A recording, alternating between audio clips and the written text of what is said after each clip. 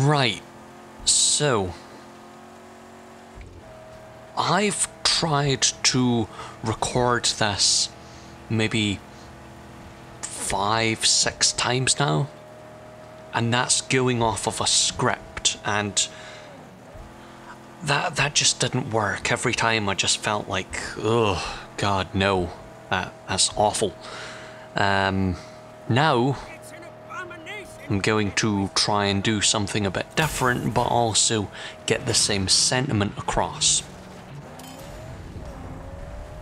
And that's the thing, I couldn't get that sentiment that I was looking for over, which was that Mad Max, not Fury Road, none of this bollocks, no, Mad Max the game.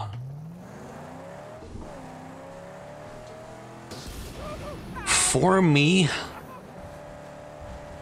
I consider it a really good game, but at the same time I agree with a lot of the reviews, even the lower down ones, kind of.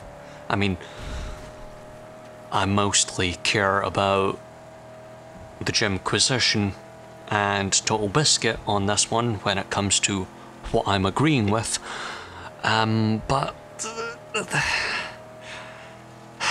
that's it.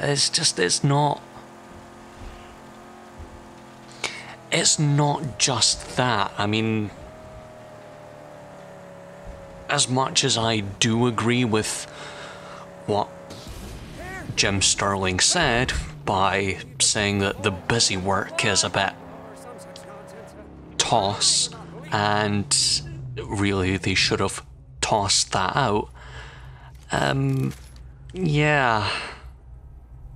There's a couple other reviews that kind of tanked this game versus the user reviews.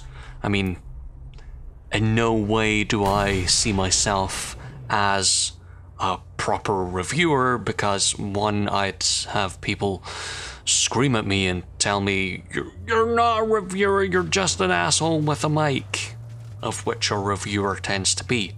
You ask anyone in comedy whom a reviewer is, it's the asshole that has the loudest voice that saw your show, really. And that's the same with games. As much as I don't see myself as an official reviewer, nor do I see myself as just a user, it's a blend. It's a blend of the two, and the same goes with my opinion of this game. As much as I do agree with some of the reviews and some of the higher up ones and the very lowest one, I also find it to be a very, very good game. It's a very fun game. I mean, who wouldn't want to play a game where they literally get to make a car that goes like the clappers? It is an amazing concept, because, well, not concept, but it generally made me go, you know what, I like cars. Not the movie. I liked the original, didn't like the sequel. And they're making yet another one. Anyway, it's hard to say that Mad Max is bad because, well, one, I haven't seen the movies because I'm sane and I don't want to watch Mel Gibson. Yeah, I think it's him. Australian? doesn't like a certain race. Yep. Mel Gibson.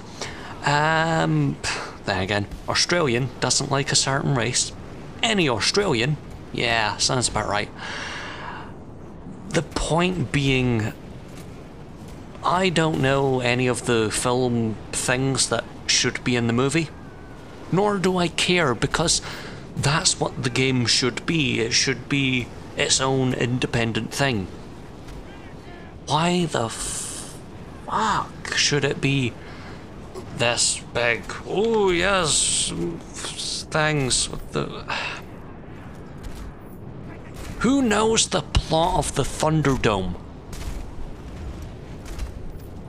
I don't know the plot of the Thunderdome, but I think it was parodied in Recess, and then that's where I make the click in the game to go, oh, this is probably something to do with the Thunderdome.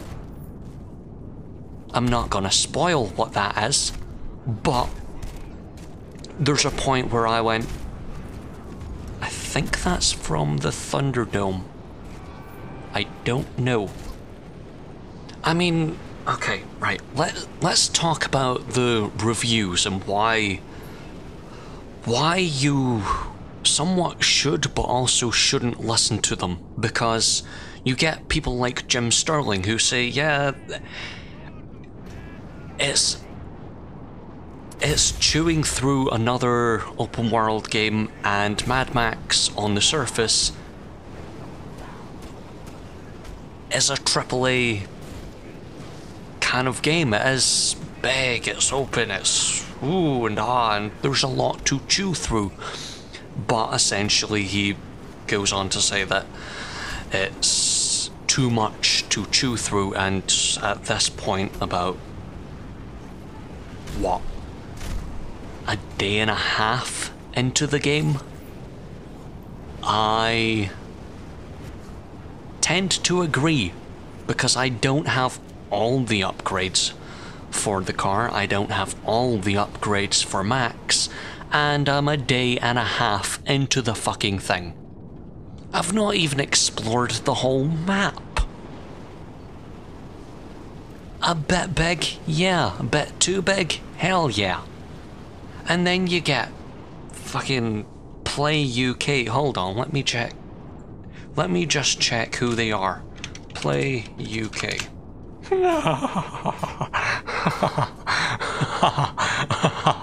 Oh, that's why. That's why you would never listen to them. Play UK is...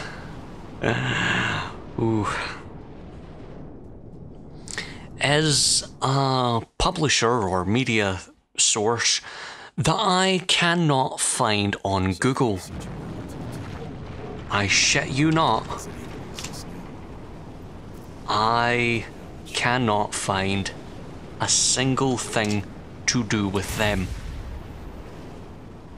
The first thing that you see when you see Play UK on Google is a Wikipedia article for a TV channel broadcast out of the UK as part of UK TV network channels.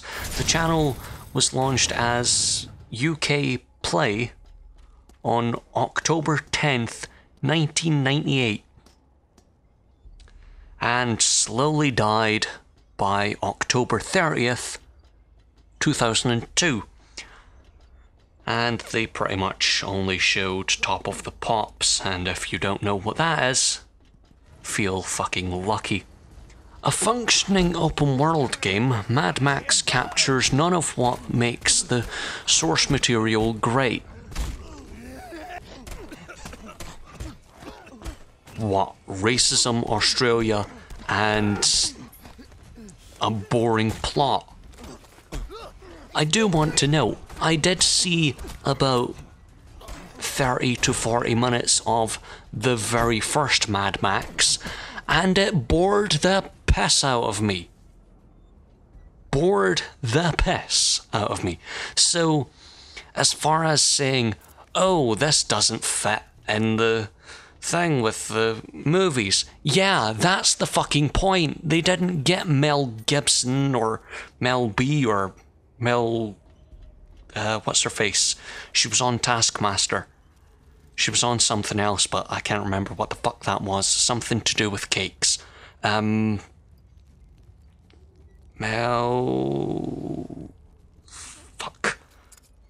Mel and Sue. You know, those two, yeah.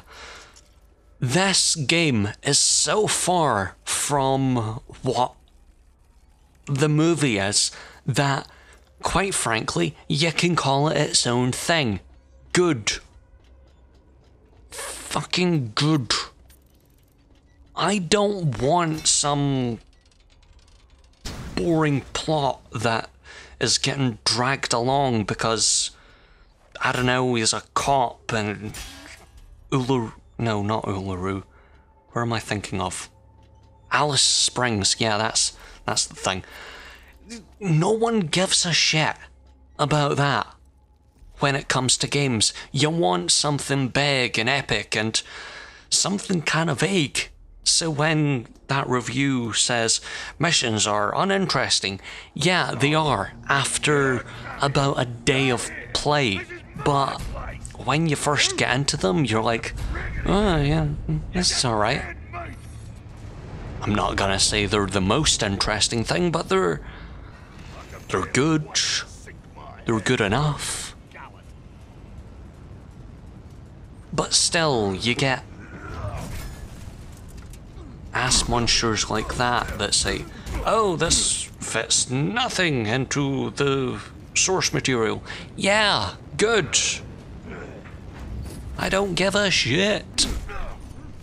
I mean, genuinely, can you tell me the last name of Max?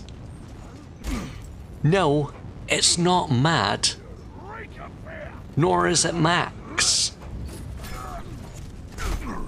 It's Rock-Tanansky?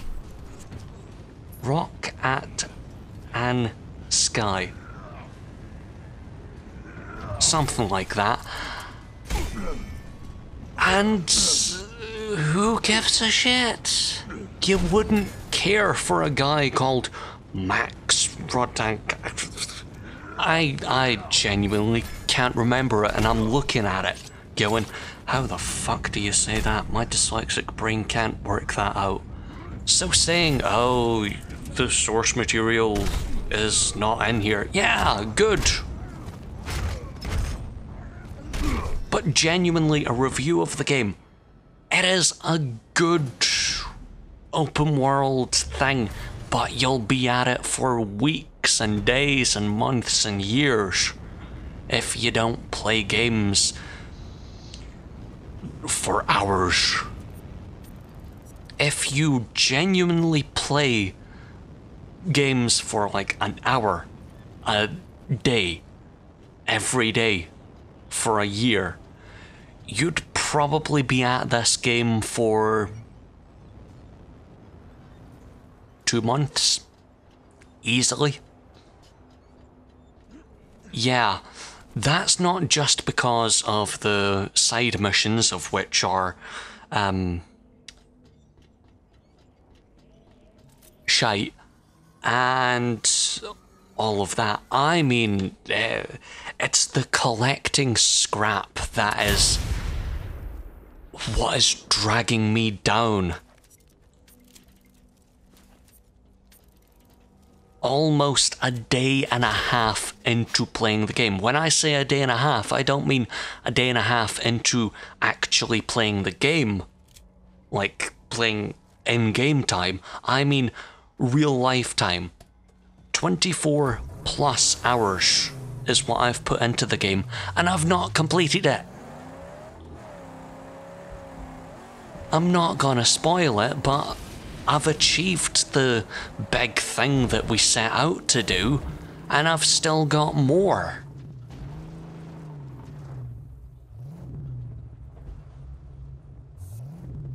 So at this point I'm going, yeah, that's pretty fucking hard to go, right, time to say, done. Not gonna touch it. I keep going back to it. Not just out of, oh, I should finally get it done. Out of, I actually want to play it. So saying that it's boring and uninteresting is a bit weird. Because it's not. Not to me, but the missions did start getting repetitive after about 20 hours. And that's kind of the problem. It does get repetitive because it is so big, and because it's so big, it becomes a bit of a drag. And once it becomes a bit of a drag, you can't really go, alright, this is it. So that's the actual review. I actually like it, but at the same time I agree. Again, I'm going to say it, I agree with Jim Sterling, I agree with Total Biscuit that the game does get pulled down because it is a bit of a drag. I mean, the first 6 hours you're going, this is totally awesome!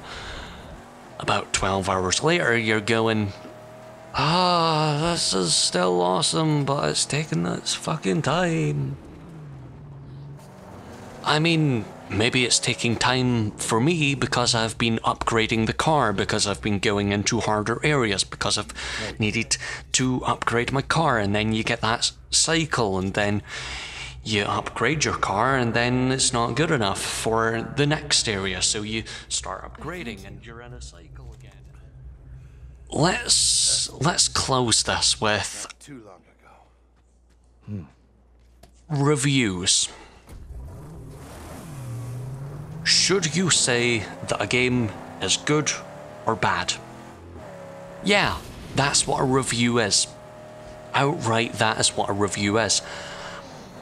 But a lot of people are giving games aggregate scores.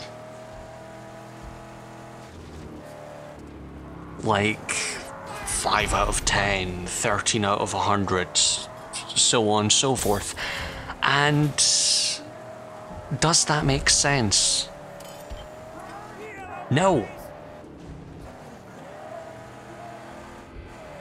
The numbers people give games are made up nonsensical numerical algorithms to say they like or dislike something. So yeah, you can take 5 out of 10 as it was alright, or a 10 out of 10 as, oh my god, you must play this, or 3 out of 10 as, you really shouldn't play this.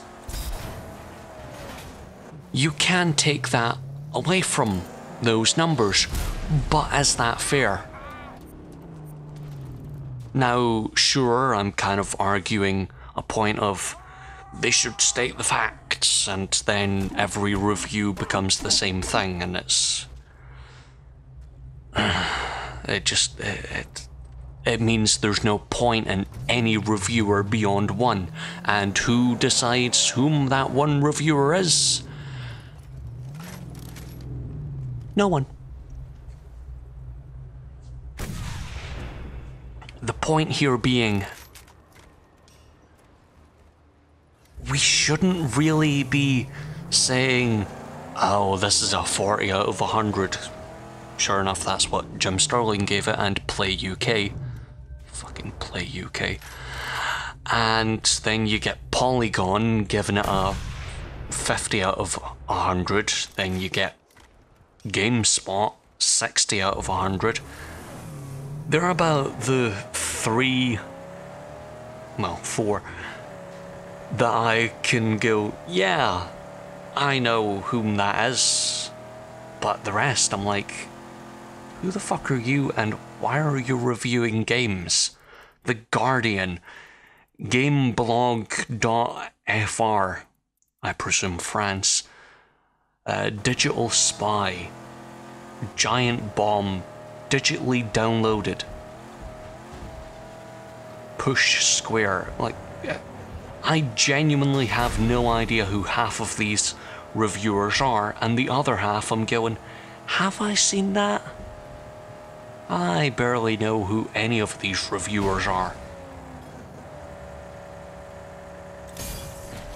IGN, well, they're just a laugh half the time. But yeah, what was I saying? I cannot remember.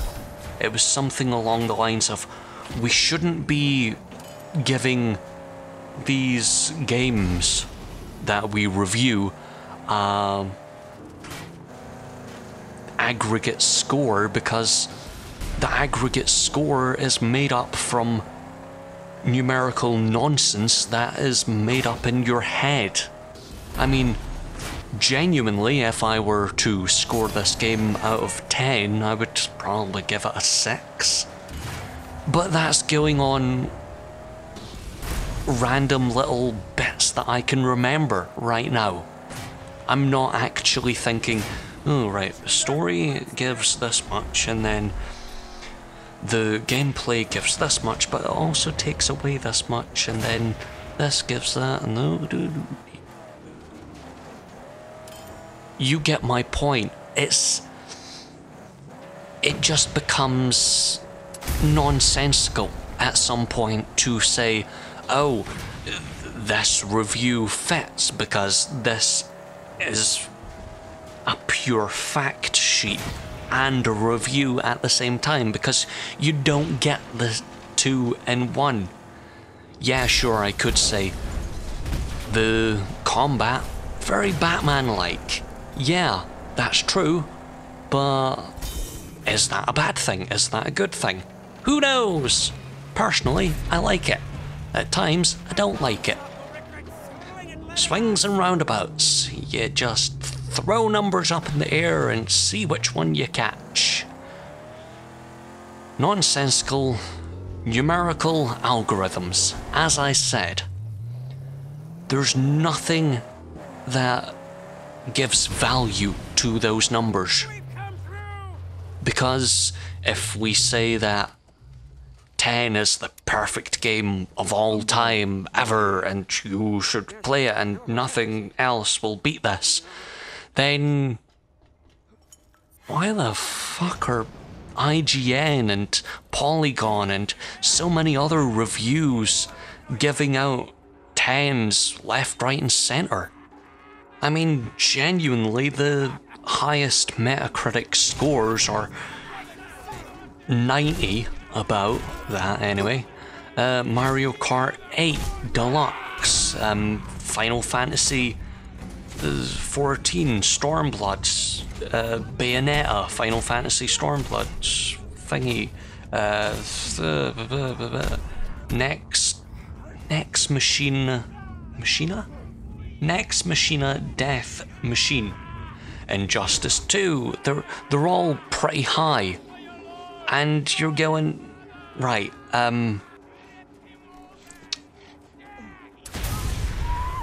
know nothing of the top 1, 2, 3, 4, 5, the top 5 games. Genuinely. I know nothing of Mario Kart 8, nor nothing of Bayonetta, Final Fantasy 14 Stormbloods, story-driven based adventure game about a little boy who becomes bored. Yep, me reading that review. I know nothing of this. I have no idea what any of this means. I mean, genuinely, there's 2 games on here that I would say, yeah, they are pretty fucking good. When it comes to, oh, they're the highest reviewed games on Metacritic, but should you go play them? Fuck no. Actually look at the game and go, you know what, I like the look of that. I mean, one of the highest rated games ever on PlayStation 4 is Journey, a game that I am never gonna touch, never want to touch. But Things were getting rough it's all over. 6th highest. Not just in the killing zones. Grand Theft Auto 5, the highest. And that's alright. I like that game, but I will say 2K have been pretty fucking stupid. The Last of Us Remastered, I quite liked it originally, if I'm honest. Never seen the Remastered. I think I have, but I've never played it. So I don't care. It's a further high definition remaster. They've changed nothing. They've done nothing to the story, nothing beyond that. Just upped the graphics a bit. Alright, cool. Don't care. It's still a game that I cherish and love. But would I give it a 95 out of 100? Fuck no. The Witcher, 92 out of 100. A game that I fucking love. One of the best RPG. And I'm gonna fucking say that because I wasn't that much of a fan of Fallout. As much as I liked it, I didn't find it as engaging and gripping. I mean, genuinely, the story of The Witcher is, alright, you're a guy, you have 2 blades, you get hired for shit, and your stepdaughter's missing. Alright, I'm gonna go kill. That's it. That is it. And there's nothing that you can take away from that. That isn't awesome. Versus Fallout, where you're a woman because fuck playing as what's his face? I don't know, he's in the game for 5 minutes and then he's fucking gone. Sure enough, I have the ring, but fuck him, he's gone. It's that thing of I don't care. I don't care about the numbers. Why should anyone care about numbers that are made up by people? I'm pretty sure with saying that The Witcher is one of the best games ever, the best RPG in my opinion, I'm forgetting stuff that was bad. I'm forgetting moments where I was stuck behind boxes or terrain and things went wrong, but really, I'm gonna leave that out because the rest of the game was fucking awesome. And other reviewers do the same thing of leaving very minor things to them out of the score because they don't see it to fit in the score system, and then scores don't make sense. Don't trust them. Look at a game, go, right, that looks alright. I like that. Genuinely, if I didn't watch a Let's Play of The Last of Us, I wouldn't have played it. And I fucking love The Last of Us.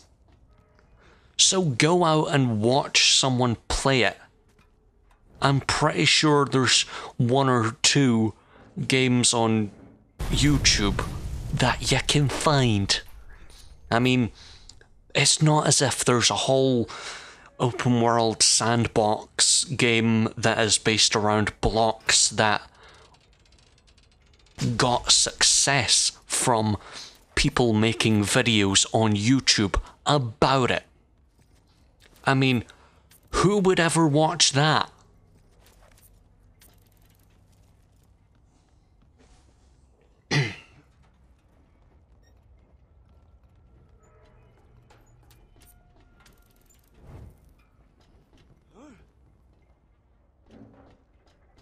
But yeah, Mad Max is pretty fucking awesome.